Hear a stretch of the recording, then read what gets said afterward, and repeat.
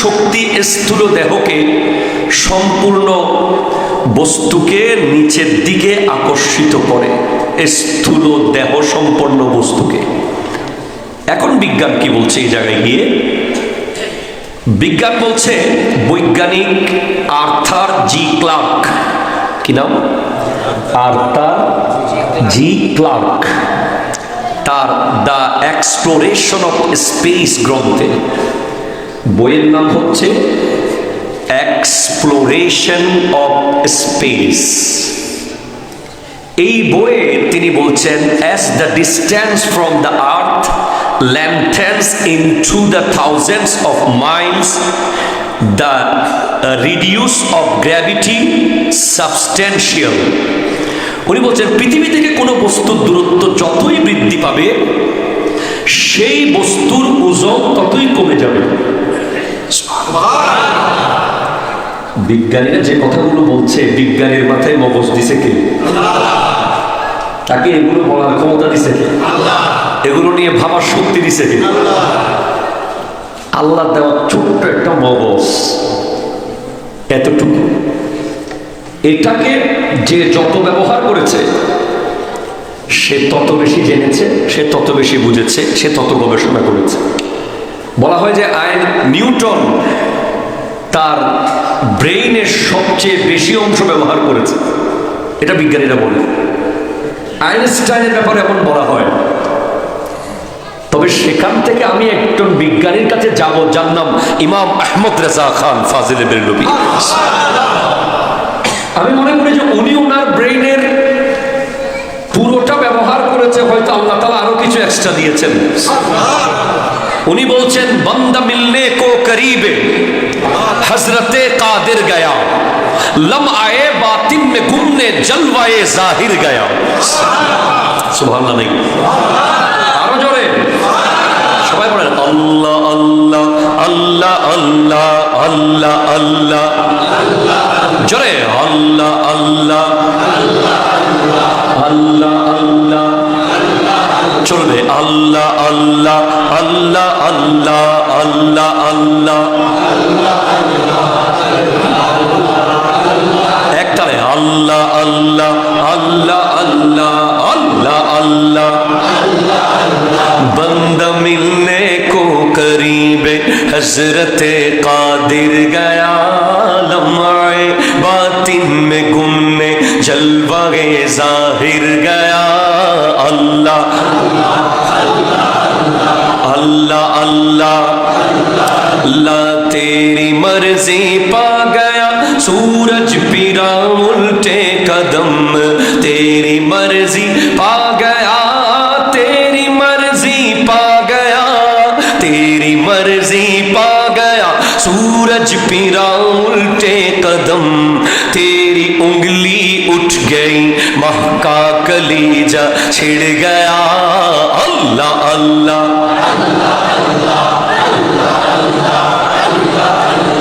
अल्लाह अल्लाह, चिৎকার দিয়ে বলো সুবহানাল্লাহ। বলে, বান্দা মিলনে কো করিবে, বান্দা মিলিত হওয়ার জন্য হযরতে কাদেরের কাছাকাছি চলে গেছে। হযরতে কাদের মানে যিনি সব কিছু পারে। সুবহানাল্লাহ বলে, বান্দা হযরতে কাদেরের কাছে গেছে। লমআয়ে বাতিন মে গুমনে, লমআ মানে নূর, বাতিনি নূরের ভিতরে বিলীন হয়ে যাওয়ার জন্য, নিজেকে গুম করে ফেলার জন্য, জলওয়ায়ে জাহির গায়া, জাহিরি নূর উর্দু আকাশে গিয়েছে। জাহিরি নূর মানে আমার নবী, আর বাতিনি নূর মানে রব্বুল আলামিন। একটু জন্য বলেন। এরপর উনি আরো বলছেন, ইমাম আহমদ রেজা খান ফাজিল বেরলভী রহমতুল্লাহ আলাইহি, উনি বলছেন, সরে লা মকা সে তলব হুই, লা মকানের মাথার উপর থেকে ডাক এসেছে। সুয়ে মুনতাহা ও চলে নবী, সিদরাতুল মুনতাহার দিকে নবী চলা শুরু করেছে। কোই হদ হ্যায় উনকে উরুজ ওনার চলার সীমানা কোথায়? বালাগাল উলা বিকামালিহি, যাকে আল্লাহ এমন কামালিয়ত দিয়েছেন, যিনি নিজের কামালিয়তের মাধ্যমে উপরের দিকে চলা শুরু করেছেন। শায়ের আরো বলছে ये सब आरा सब हूर मलक और गिलमा खुल्द सजाते हैं, एक धूम है अर्श आजम पर, मेहमान खुदा के आते हैं। আজকে আল্লাহর আরশের মধ্যে একটা ধুম চলছে, আনন্দ উদযাপন, আল্লাহর মেহমান আসতেছে। তো বিজ্ঞানী যার নাম বললাম আর্থার জি ক্লার্ক, ওনার মতে পৃথিবী থেকে কোনো বস্তু যতই দূরত্বে যায় ততই তার ওজন কমে যায়। বিজ্ঞানীরা বলছে স্থূল দেহ মানে ওজনওয়ালা দেহ উপরে গেলে নিচের দিকে নেমে যাবে, কিন্তু ওই বিজ্ঞানী বলছে যদি সেটা পৃথিবীকে ভেদ করে পৃথিবীর বাইরে যেতে পারে বা পৃথিবীকে অতিক্রম করে যেতে পারে, ওজন শুধু কমতে থাকবে। এখন দেখেন, আপনি অবাক হবেন যে পৃথিবী থেকে 9,30,00,000 মাইল উপরে হলো সূর্য। কয় কোটি? সূর্যের দূরত্ব হচ্ছে 9,30,00,000 মাইল উপরে। সূর্যের চেয়ে কোটি কোটি বিলিয়ন মাইল উপরে রয়েছে অসংখ্য নক্ষত্র। একটু জোরে বলেন। গ্যালাক্সি, তারা, যেগুলোর আলো পৃথিবীতে আসে না, যেগুলো সূর্য থেকে আরো কোটি কোটি মাইল দূরে। আর আমার নবীর মেরাজ কোথায় হয়েছে?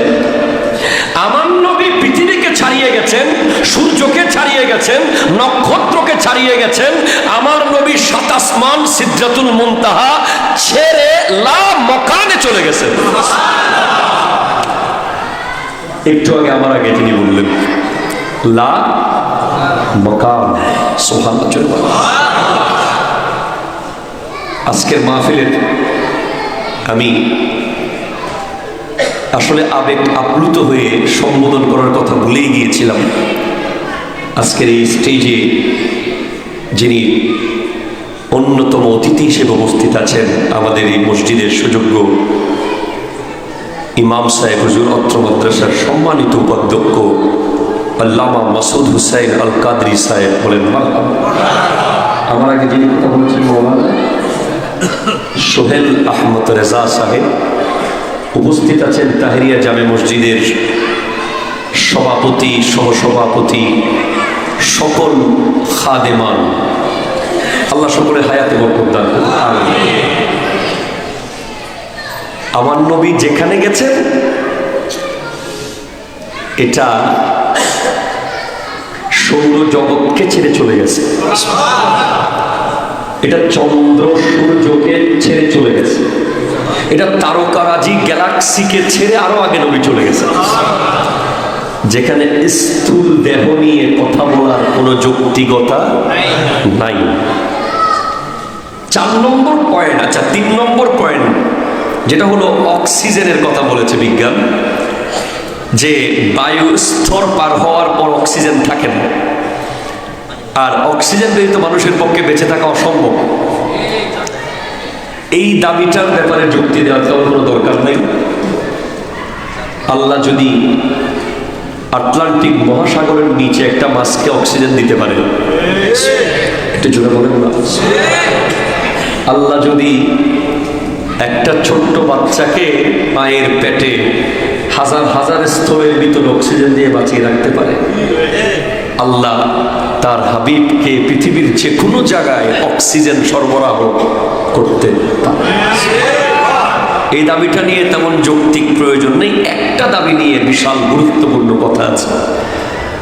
মাত্র অল্প সময়ে উজুর পানি নড়ছে, দরজার ছিটকিনি নড়ছে, বিছানা এখনো গরম রয়েছে। নবী এসে গেলেন, কেমনে সম্ভব? হ্যাঁ ভাই সম্ভব। এটার জন্য আপনাকে বর্তমান বিজ্ঞানের দুইটা আবিষ্কারের দিকে তাকাতে হবে, একটা সুপার কম্পিউটার আর একটা কোয়ান্টাম কম্পিউটার। একটা কি কম্পিউটার? Super computer. আর একটা কি? Quantum computer. দেখেন, মানুষ তিনটা মাত্রাকে অতিক্রম করতে পারে: দৈর্ঘ্য, প্রস্থ, উচ্চতা। আপনি দৈর্ঘ্যকে অতিক্রম করতে পারবেন, প্রস্থকে অতিক্রম করতে পারবেন, উচ্চতাকে অতিক্রম করতে পারবেন, কিন্তু চতুর্থ মাত্রা যেটা সময়, সময়কে মানুষ অতিক্রম করতে পারে না। মানুষ সময়ের সাথে সাথে চলে। কিন্তু যদি কোনো ব্যক্তি, কোনো মানুষ সময়ের আগে চলে যায়, তাকে চলতে হবে আলোর গতির চেয়ে আরো স্পিডে। আলোর গতির চেয়ে আরো স্পিডে। আইনস্টাইন সময়কে আলোর গতির সাথে আলো দিয়ে উদাহরণ দিয়েছেন। কেউ যদি আলোর স্পিডে চলতে পারে, সে বরাবর সময়কে ধরতে পারবে। আর যদি কেউ আলোর গতিকে ওভারটেক করে যেতে পারে, তখন সে সময়েরও আগে চলে যেতে পারবে। ধরুন দুই যমজ ভাই, দুই যমজ সন্তান একসাথে জন্মগ্রহণ করেছে। একজন চলছে পৃথিবীর সাধারণ গতিতে সময়ের সাথে, আরেকজন আলোর গতিতে যাচ্ছে, ইভেন আলোর গতিকে এক্সিড করে যাচ্ছে। এই ভাইয়ের বয়স যখন 10 বছর হবে, ওই ভাই যে উপরের দিকে চলে যাচ্ছে আলোর চেয়ে আরো স্পিড গতি নিয়ে, তার বয়স তখন একদিনও হতে পারে না। সে একদিনে এত দূরে যেতে পারে, 10 বছরে যা যেতে পারে। এটা হলো সময়কে অতিক্রম করে চলে যাওয়া। এরকম একটা রোড আছে সৌরজগতের বিজ্ঞানীদের মধ্যে, যেই রোডটা দিয়ে কোটি কোটি বছরের রাস্তা কয়েক সেকেন্ডে চলে যাওয়া যায়। এইটাও যদি রাখেন, আমাদের দেশে যে কম্পিউটার আছে, সুপার কম্পিউটার, আমরা দেখি সুপার কম্পিউটার কিভাবে কাজ করে। ধরেন, আমরা 1 সেকেন্ডে কি করেছি বলতে পারি, এটা 1 সেকেন্ডে হয়েছে। অথবা আমরা 1 মিলি সেকেন্ডে কি হয়েছে, এতটুকু অন্তত ধারণা করতে পারে মানুষ, যেটা 1 মিলি সেকেন্ডে হয়েছে। মানব মস্তিষ্ক সর্বনিম্ন 300 মিলি সেকেন্ড ক্যাচ করতে পারে। কত মিলি সেকেন্ড? 300 মিলি সেকেন্ড ক্যাচ করতে পারে। কিন্তু 300 মিলি সেকেন্ডের কম সময়ে যদি কোনো কাজ সংগঠিত হয়, সেটা মানুষ অনুভব করতে পারে। সে মনে করে যে এই কাজ হতে কোনো সময় লাগে নাই। এটা হচ্ছে মানব মস্তিষ্কের ক্ষমতা। এখন মনে হবে যে কাজটি কোনো, কিন্তু আধুনিক কম্পিউটার যেটা সুপার কম্পিউটার, সে কাজ করে, তার সময় লাগে ন্যানো সেকেন্ড। 100 কোটি ন্যানো সেকেন্ড মিলে 1 সেকেন্ড হয়। আল্লাহু আকবার বলেন না। 100 কোটি ন্যানো সেকেন্ড মিলে 1 সেকেন্ড হয়। আর এই 1 সেকেন্ডে সুপার কম্পিউটার 5 কোটি কাজ সম্পন্ন করতে পারে। একটা সুপার কম্পিউটার যদি 1 সেকেন্ডে 5 কোটি কাজ করতে পারে, আল্লাহ কি 1 সেকেন্ডে তার হাবিবকে গোটা পৃথিবীর সব দেখিয়ে নিয়ে আসতে পারে না? আপনি কি বুঝতে পারলেন? মানুষের বানানো সুপার কম্পিউটার, এটা যদি 1 সেকেন্ডে 500 কোটি কাজ করতে পারে, আল্লাহু আকবার, আল্লাহু আকবার, 5 কোটি কাজ করতে পারে, মানে জাস্ট একটা ক্লিকে গোটা দেশের প্রতি জায়গায়, প্রত্যেক ঘরে, প্রত্যেক অফিসে, প্রত্যেক আদালতে, প্রত্যেক মোবাইলে মেসেজ চলে গেছে। ক্লিকটা দেওয়ার সাথে সাথে দিতেও হয় নাই, আগে থেকে সেট করে রেখেছে। অটো আপনি দেখেন না, রবি, গ্রামীণ ফোন, বাংলা লিঙ্ক, একটা মেসেজ তার গোটা বাংলাদেশের 10 কোটি গ্রাহকের কাছে পাঠাবে। পয়সা কে বানাইলো? আরে কথা কয় না, বানাইলো কে? মানুষের বানানো যন্ত্র যদি 1 সেকেন্ডে 5 কোটি জায়গায় এফেক্ট ফেলতে পারে, 5 কোটি কাজ করে ফেলতে পারে, তাহলে আল্লাহর ক্ষমতায় আমার নবী মেরাজে 1 সেকেন্ডের ভিতরে ঘুরে আসতে পারে কি পারে না? হাত তুলে বলেন, পারে কি পারে না?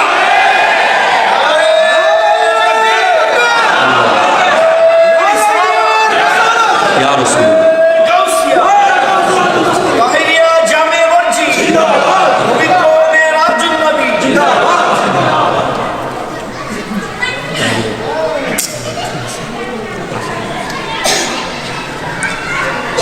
এটা তো ভাই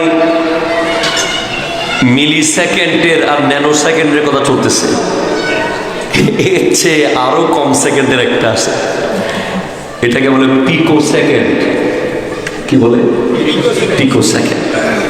এটা হলো 100, আহা আল্লাহ আল্লাহ, যেটা হচ্ছে কোয়ান্টাম কম্পিউটার। কি কম্পিউটার? কোয়ান্টাম। এটা হচ্ছে সুপার কম্পিউটারের চেয়ে 100 গুণ বেশি স্পিড। কিসের চেয়ে? সুপার কম্পিউটারের চেয়ে আরো 100 গুণ বেশি স্পিড হচ্ছে কোয়ান্টাম কম্পিউটার। এই কোয়ান্টাম কম্পিউটার কি করে? যার কাজের হিসাব হবে পিকো সেকেন্ড। 1 সেকেন্ড সমান 1 লক্ষ পিকো সেকেন্ড। 1 লক্ষ পিকো সেকেন্ডে 1 সেকেন্ড হয়। 1 লক্ষ পিকো সেকেন্ডে 1 সেকেন্ড হয়। এই সময়ে আমাদের অনুভূতির মধ্যেই পড়ে না। 1 পিকো সেকেন্ডটা কতটুকু হতে পারে এটা অনুভূতিতে আসা সম্ভব নয়। আপনি একটা সেকেন্ড সময়কে যদি আপনি 1 লক্ষ ভাগ করেন, এখানে কি কোনো কিছু বোঝার কোনো সুযোগ আছে? ওই কোয়ান্টাম কম্পিউটার 1 পিকো সেকেন্ডে কাজ করে। এই মানুষের বানানো সুপার কম্পিউটার আর কোয়ান্টাম কম্পিউটার যদি এই কাজ করতে পারে, তাহলে আমার নবী 1 রাতের ভিতরে মেরাজ করে আসতে পারে কি পারে না? এটা বৈজ্ঞানিকভাবে প্রমাণিত। জোরে বলছি আমার বাবারা, মেরাজের যে মূল্যবান যে পয়েন্টটা, যে জায়গাটা খুবই ইম্পর্টেন্ট, সেটা হলো আমার নবী কত কাছে গেলেন, কতটুকু কাছে গেলেন। আমি মসজিদে আকসা পর্যন্ত বলেছি জুমাতে।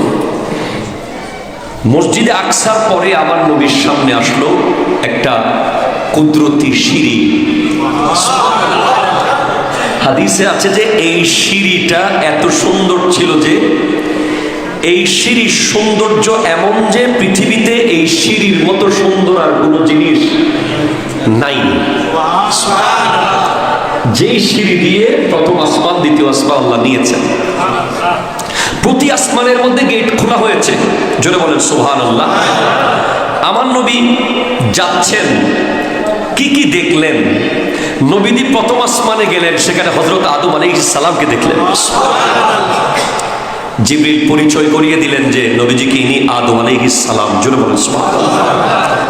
নবীজি হযরত আদমকে সালাম দিলেন, সুবহানাল্লাহ। আর হযরত আদম আলাইহিস সালাম নবীজির সালামের জবাব দিলেন, সুবহানাল্লাহ।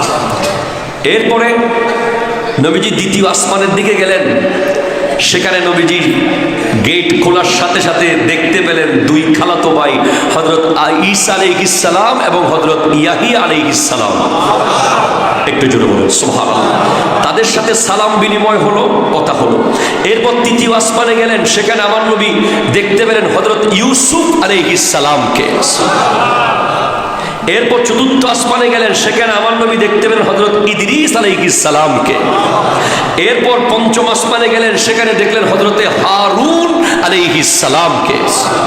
এরপর ষষ্ঠ আসমানে গেলেন, সেখানে দেখলেন হযরত মূসা আলাইহিস সালাম।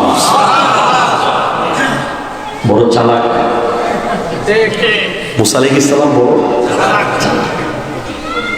উনি কয় ঠিক আছে, একটু কাছাকাছি গেছে, ষষ্ঠতে ছিল, আর এক উপরে যেতে পারলে তো আরো উপরে চলে গিয়েছিলেন। এরপরে নবীজি সপ্তম আসমানে গেলেন, আল্লাহু আকবার জোরে বলেন। সেখানে দেখলেন হযরতে ইব্রাহিম আলাইহিস সালাম। একটু জোরে বলেন সুবহানাল্লাহ। এখন তারপর সিদরাতুল মুনতাহা, এখান থেকে অনেক কথা, হাদিস, একেবারে সহিহ হাদিস, এগুলো বুখারীর বর্ণনায় আছে, এগুলো সহিহ মুসলিম হাদিস নম্বর 162, 164, বুখারী 3887, অনেক লম্বা হাদিস। সিদরাতুল মুনতাহা যাওয়ার পরে জিবরিল আলাইহিস সালাম বলছেন যে ইয়া রাসূলুল্লাহ, এখান থেকে সামনে আপনি একা যাবেন, আমি আর যেতে পারবো না। কেন? কারণ এখান থেকে সামনে গেলে আমার সমস্ত ডানা জ্বলে পুড়ে ছাই হয়ে যাবে। বাবা, আপনি আমাকে বলেন, আমার দেশে যারা নূর মাটি নূর মাটি নূর মাটি নিয়ে তর্ক করে, তাদেরকে বলেন নূরের ফেরেশতা জিবরিল, যিনি আগাগোড়া নূর, এই ব্যাপারে বিশ্বের কোনো আলেম দ্বিমত করে নাই। এই নূরের ফেরেশতা যেখানে গিয়ে বলছে পहुंच के सिदरा में रूहुल अमी ये कहने लगे यहाँ से आगे का रास्ता हुजूर जानते हैं, हुदूदे ताइरे सिदरा हुजूर जानते हैं, कहा है अर्श मुअल्ला हुजूर जानते हैं। এখান থেকে সামনে কি আপনি জানেন? আপনার রব জানেন। আমি যেতেও পারবো না, আমার এলমেও নাই। নূর যেখানে থেমে যায়, নবী সেখান থেকে এগিয়ে যায়।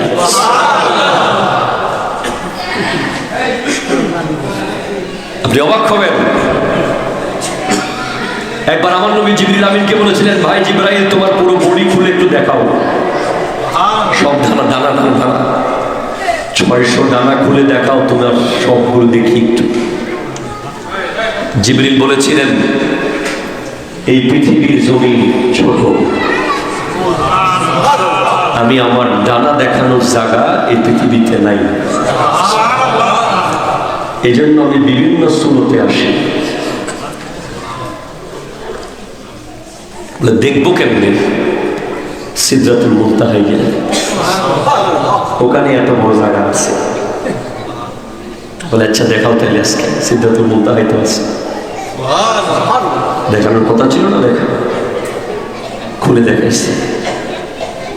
জিবরিল বলে, আমারও তো দেখার জিনিস আছে। কি দেখবা? আপনারও 3টা সুরত আছে না,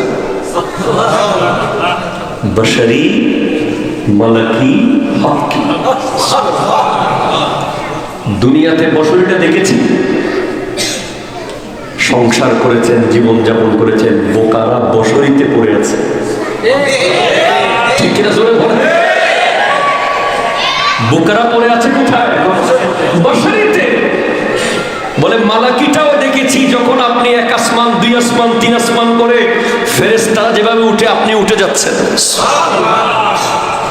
আরেকটা সূরত দেখার বাকি, হক্কি, সূরতে হক্কি, এটা একটু দেখান না ইয়া রাসূলুল্লাহ। বলে জিবরিল, এটা দেখা তোমার পক্ষে সম্ভব না। কেন? তোমার জন্য পৃথিবীর জমিন ছোট ছিল, তোমার আসল সূরত দেখানোর জন্য, আর আমার আসল সূরত দেখানোর জন্য সিদরাতুল মুনতাহাও ছোট, আরো সামনে যেতে হবে। আল্লাহ,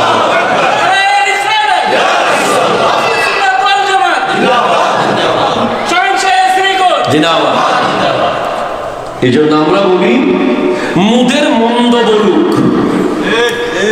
বলুক ভণ্ড বলুক, মোরা জান দিতে ভয় করি। মোরা সুন্নিরা নবীর দিওয়ানা। ঠিক কিনা? আমরা ওগুলোর দিকে বেশি আকর্ষণ হব। কেউ নবীরের টেনে ভাই বানাই ফেলাইতেছে, কেউ নবীরের টাইম না বন্ধু বানাই ফেলাইতেছে, কেউ নবীজিকে কি কি জানি বলতেছে। আর আমার নবী বলছেন, তুমি তো সামনে আর যেতে পারতেছো না, দেখাবো কি করে। কি রহস্য, কি আসিম উসান ব্যাপার স্যাপার, আপনি বুঝতে পারতেছেন? জিবরিলের আকীদা হলো নবী আপনি আমার মতো না। আরে ভাই সুবহানাল্লাহ বলেন না রে ভাই। আবার বুঝেন, জিবরিল আলাইহিস সালামের আকীদা নবী আমি আপনার মতো না। ঠিক কিনা বলেন? বলেন। তাহলে জিবরিল আমিনের যে আকীদা মিকাইলেরও, ইসরাফিলেরও, আজরাইলেরও কোনো সন্দেহ আছে নাকি? আমাদের মতো এরকম খিলগাঁওয়ের আকীদা এক, তারপরে গুলশানের আকীদা আরেক, সিটাঙের আকীদা এক, ঢাকার আকীদা এক। ওরা কি এরকম? আমাদের দেশে না এক দৌড়ে সারবাই সার আকীদা। ফেরেশতাদের মধ্যে কি সেরকম হওয়ার কোনো সম্ভাবনা আছে? নিশ্চয় জিবরিল আলাইহিস সালামের যে আকীদা, মিকাইল আলাইহিস সালামের সেই আকীদা, ইসরাফিল আলাইহিস সালামের যে আকীদা, আজরাইল আলাইহিস সালামের সেই আকীদা। এখন আজরাইল আলাইহিস সালাম যখন আসবে জান কবজ করার জন্য, তখন দেখবে আকীদা কি।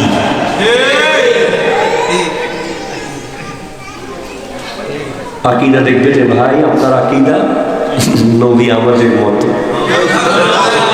কি করব? আমাদের আকীদা নবী আমাদের মতো না, ফেরেশতা। ঠিক কিনা বলেন? আপনি আবার কেনা জান কবজ করার সময় খবর আছে।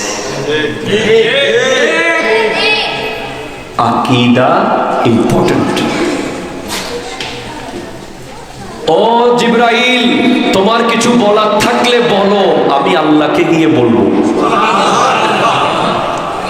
ভাই আমার, তোমার কি মনে পড়ে আমার বাবা, আমার আদম আলাইহিস সালাম তো আছে, ইব্রাহিম আলাইহিস সালামকে যখন নমরুদে আগুনে ফেলতেছিল, তুমি এসে ইব্রাহিম আলাইহিস সালামকে বলতেছিলা, তাড়াতাড়ি বলেন, তাড়াতাড়ি বলেন, আল্লাহরে কিছু কমু কিনা বলেন, আগুন নিভাই দিব কিনা, ফানি ডালি দিব কিনা, কিছু কর, তাড়াতাড়ি কর, কারণ আমি জিবরিল যেখানে যাই কেউ যাইতে পারে না, আজকে আমি আপনার পক্ষে গিয়ে কই দিব, কন কিছু কমু কিনা। ইব্রাহিম আলাইহিস সালাম বলে, দরকার নেই, উনি জানেন। একটু জোরে বলেন না সুবহানাল্লাহ। বারবার জিবরিল আমিন এসে বলে, আপনি তাড়াতাড়ি বলেন আল্লাহকে কিছু বলবো কিনা, আমি যেখানে যেতে পারি কেউ যেতে পারে না, যেখানে যেতে পারি কেউ যেতে পারে না, তাড়াতাড়ি বলেন। ইব্রাহিম আলাইহিস সালাম বলে, ঠিক আছে, আল্লাহ জানে আমি কোথায় করতেছি। কোনো মতেই হারে না। ওই পরীক্ষা তো খলিল, ফেরেশতারা বলে, হ্যাঁ আপনার খলিল তো ঠিক আগের মতো নাই মনে হয়। কি কম দেখতেছেন না ইসমাইলের পাইয়া কি মহব্বত শুরু করছে। আপনারা তো এত মহব্বত এখন করে, খালি তো ইসমাইল ইসমাইল করতেছে। আচ্ছা দেখি কি কি পরীক্ষা ইব্রাহিম আলাইহিস সালাম দিলেন। তার মধ্যে একটা পরীক্ষা ছিল, ওনাকে মিনজিনিকে করে 40 দিন লাকড়ি জোগাড় করে আগুন ধরিয়ে আগুনকে 40 দিন গরম করে সেখানে ফেলতেছে। জিবরিল আমিন এসে বলে, বলবো পানি ঢালি দিব, আগুন নিভাই দিব, আপনারা কিছু বলবো না, উনি জানেন।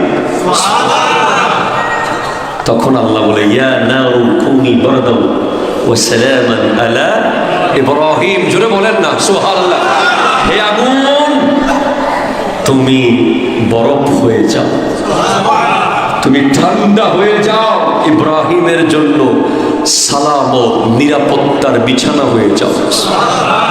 জাস্ট আগুনে পড়বে, দেখে যে এটা বাগান হয়ে বসে আছে। তা আমার নবীর মনে আছে না নাই? আমার নবী এগুলো দেখছে কি দেখে নাই? আমার নবী সবকিছু দেখছে কি দেখে নাই? 100% দেখছে। আমার নবী আসছে পরে, ছিল আগে। বলেন আসছে পরে, ছিল আগে। এভাবেই জিজ্ঞেস করেছে জিবরিল আমিনকে আমার নবী একবার, ভাই জিবরিল বলো তো, কাম অমরতা মিনাস সিনিন, তোমার বয়স কত? বলে লাস্তু আলামু গায়রা আন্না ফিল হিজাবির রাবি নাজমান ইয়াতলাউ ফি কুল্লি ৭০ আলফা সানাতিন মাররাতান।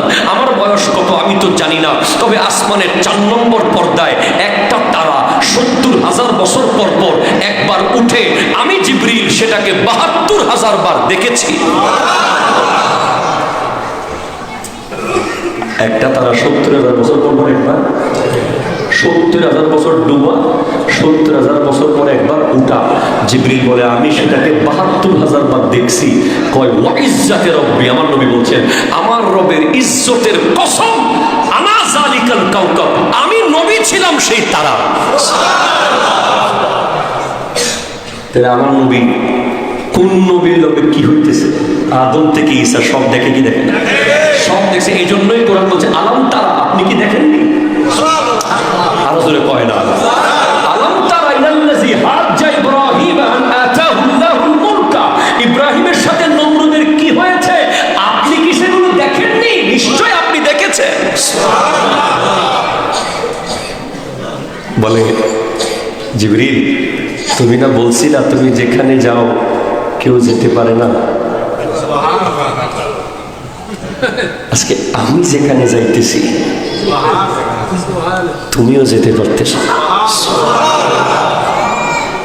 তোমার কিছু চাওয়ার থাকলে বলো। বলে ইয়া রাসূলুল্লাহ একটা চাওয়ার আছে। কিডা কি চাও? কয় আল্লাহরে কইয়েন আপনারে যারা মুহাব্বত করে আমি যেন কিয়ামতের দিন তাদেরকে আমার ডানার উপরে চড়িয়ে চড়িয়ে পুলসিরাত পার করিয়ে দিতে পারি। হাত তোলা বল আল্লাহু আকবার।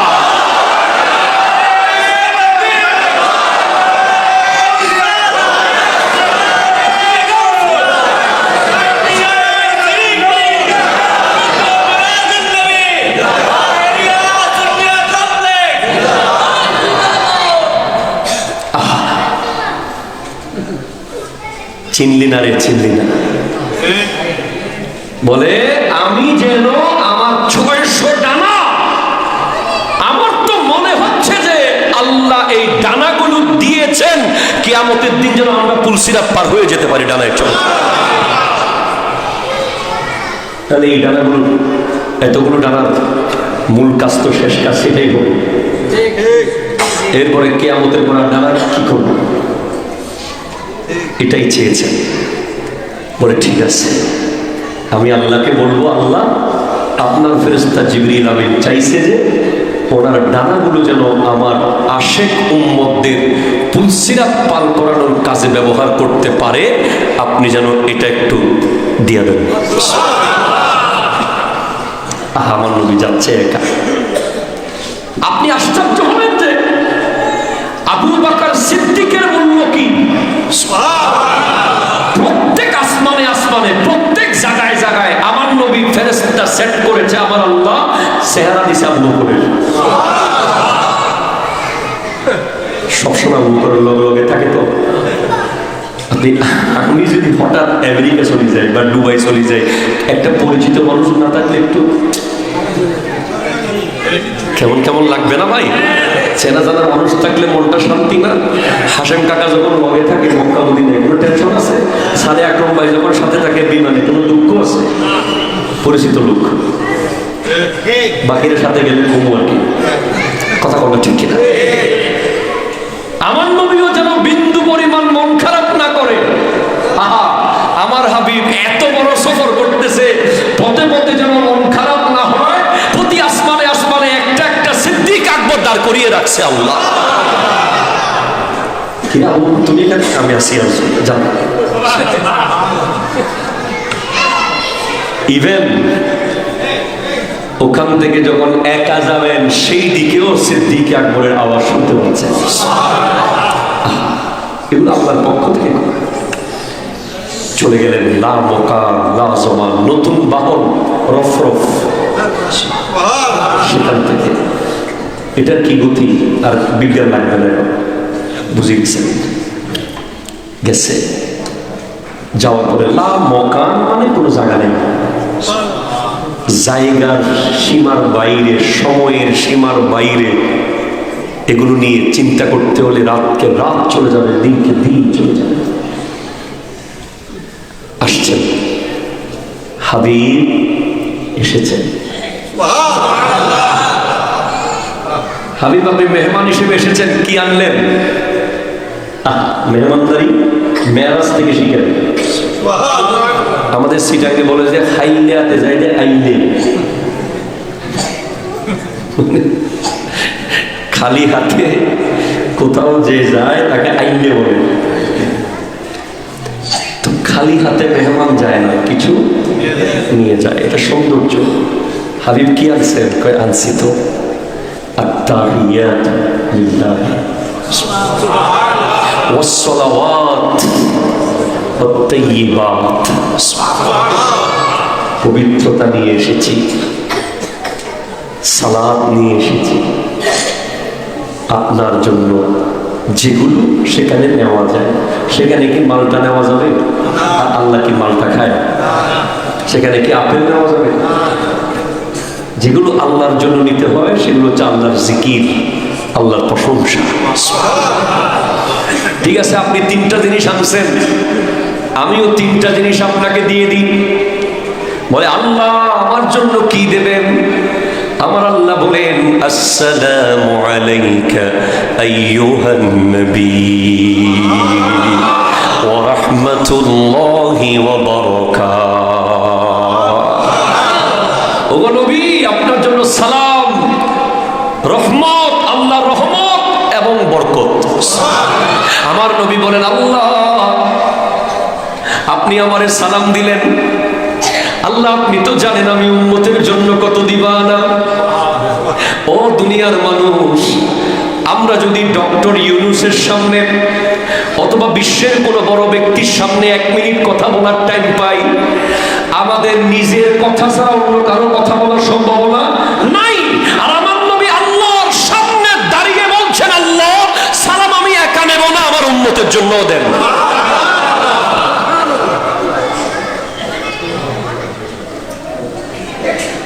আপনি একটা সামান্য চেয়ারম্যানের সামনে, মন্ত্রীর সামনে, এমপির সামনে, প্রধানমন্ত্রীর সামনে, প্রধান উপদেষ্টার সামনে 1 মিনিট টাইম পাইলে এটা আমার ছেলে, এটা আমার মেয়ে, এটা আমার বাড়ি, আমি অমুক, আমাকে এটা দেন ওটা দেন বলবেন। আর আমার নবী আল্লাহর সামনে দাঁড়িয়ে বলছেন আল্লাহ আমি তো এখানে বলে আমার উম্মতকে একটা সালাম দেন। সাথে সাথে আল্লাহ বলেন আসসালামু আলাইনা ওয়া আলা ইবাদিল্লাহিস সলিহিন। আল্লাহু আকবার, আল্লাহু আকবার। সমস্ত নেককার উম্মতকে আল্লাহ সালাম দিয়ে দিল।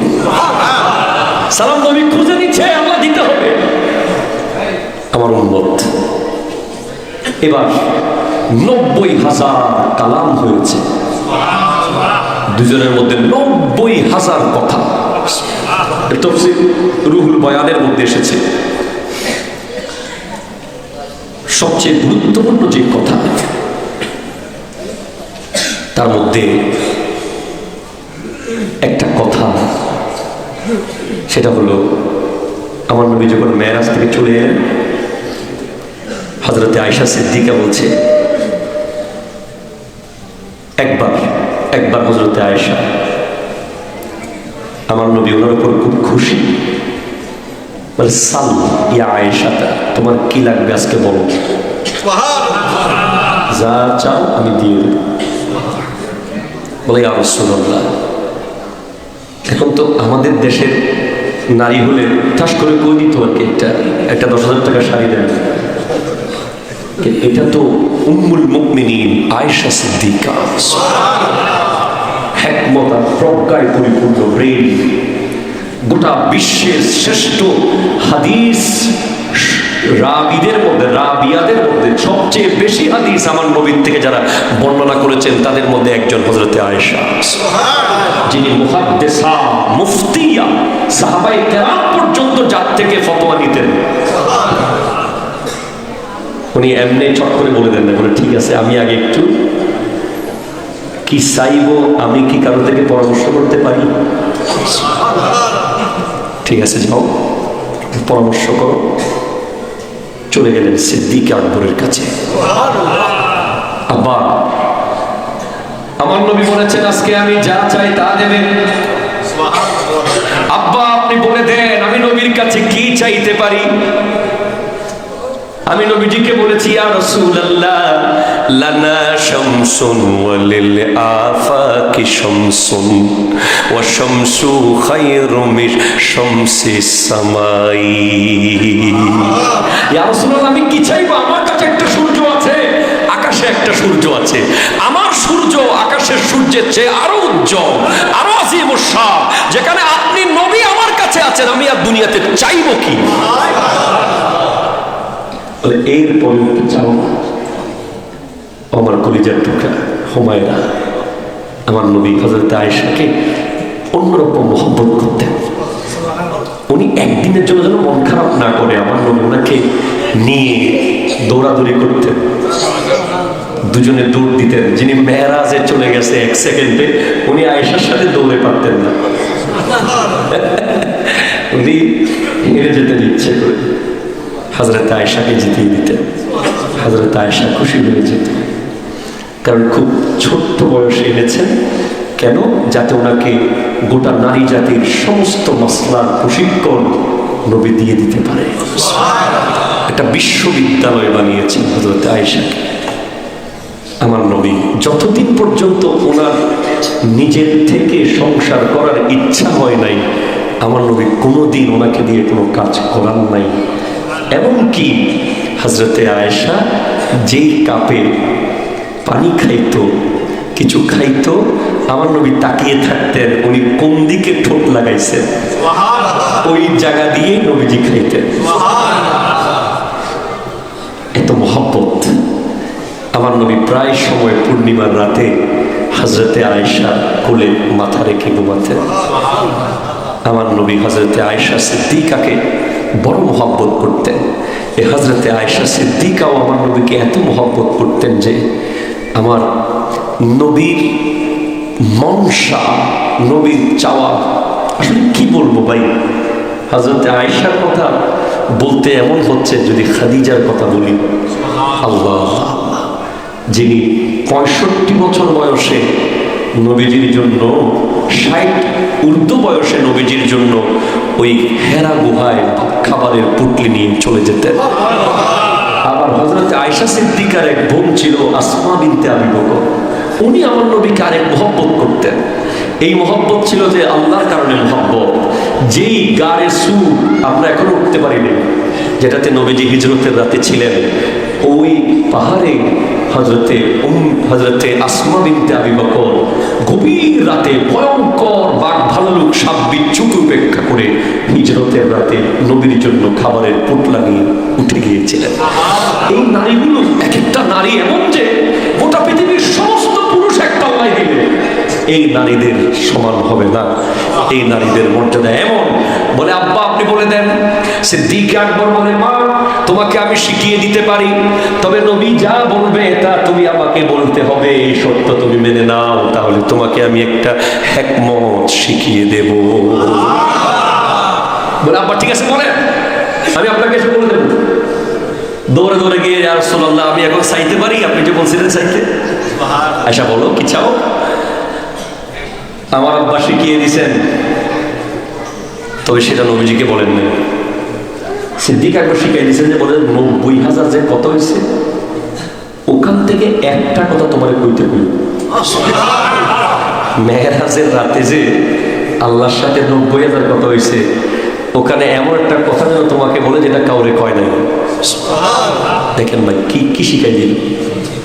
আমার নবীকে এসে বলে ইয়া রাসূলুল্লাহ আমার যেটা চাওয়ার কথা চাবো, চাও কয় ওই মেরাজের রাতের একটা স্পেশাল কথা আমারে কইতে। আমার নবী কয় এটা তো সিদ্দিক আকবরের বুদ্ধি, এটা তো আমি বুঝে গেলাম।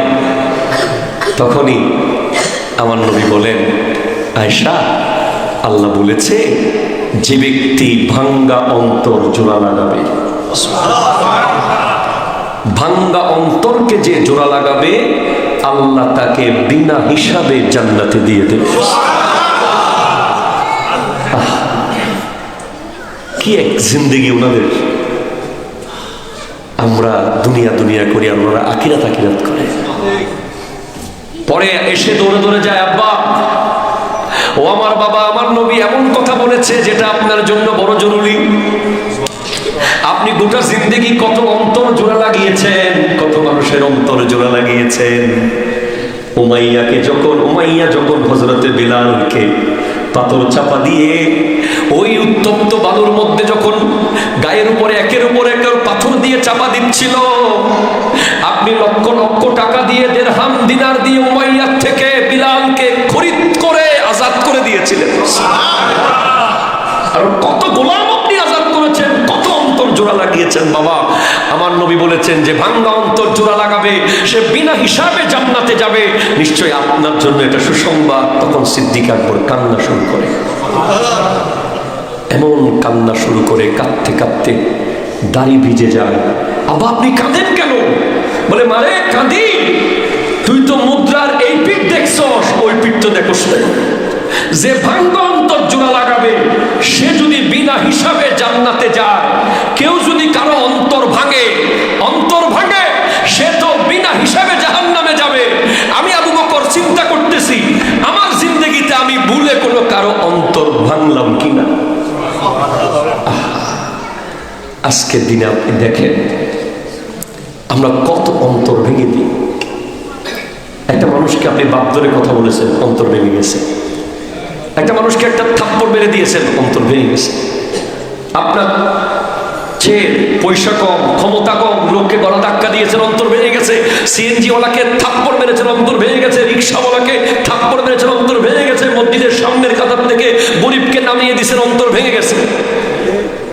এতিমকে গুরুত্ব দেন না, অন্তর ভেঙে গেছে। এজন্য অন্তর ভাঙা যাবে না, ভাঙ্গা অন্তর জোড়া লাগাতে হবে। যত পারবেন জোড়া লাগাবেন, তত হিসাব কমে যাবে। এভাবে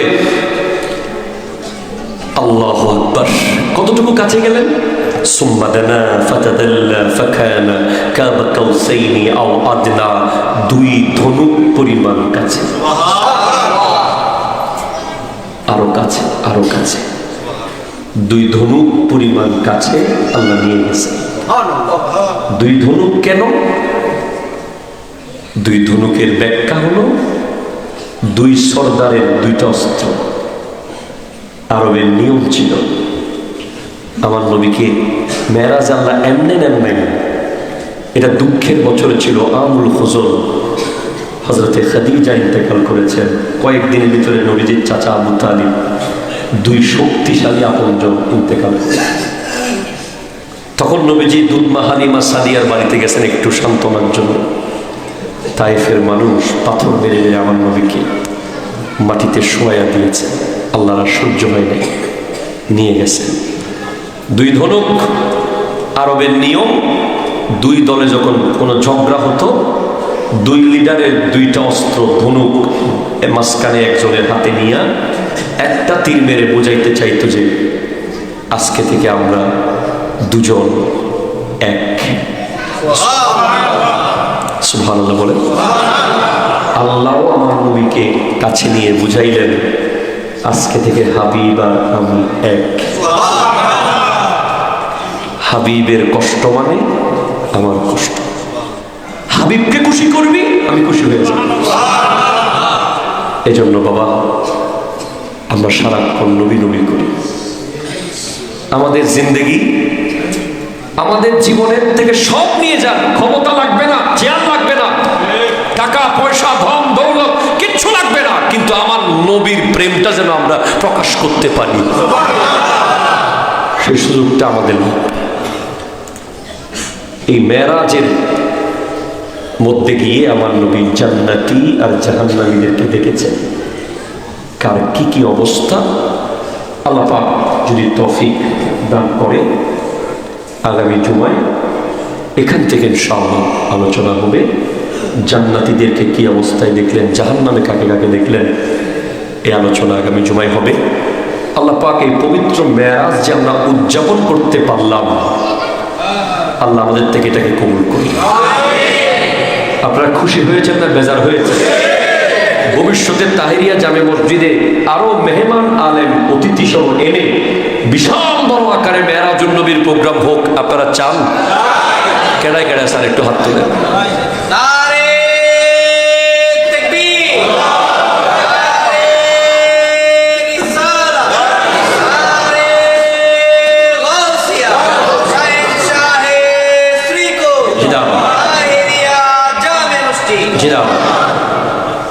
দেখেন, আজকের এই মেরাজের রাতে আপনাদের জন্য কিছু আমল রয়েছে। আমাদের দেশে একটা দল আছে যে মেরাজের রাতের আমল আছে, কোথায় কে করছে, কেডাই করছে, কোথায় আছে, কোন হাদিস আছে, কোন নবী করছে, কোন নবী করছে, কোন সাহাবী করছে। দরকার কি?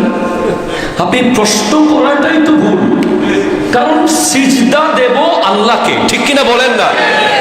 ইবাদত করব আল্লাহ, এখানে কেডাই করছে আমার দরকার নেই তো, আমার করতে হচ্ছে।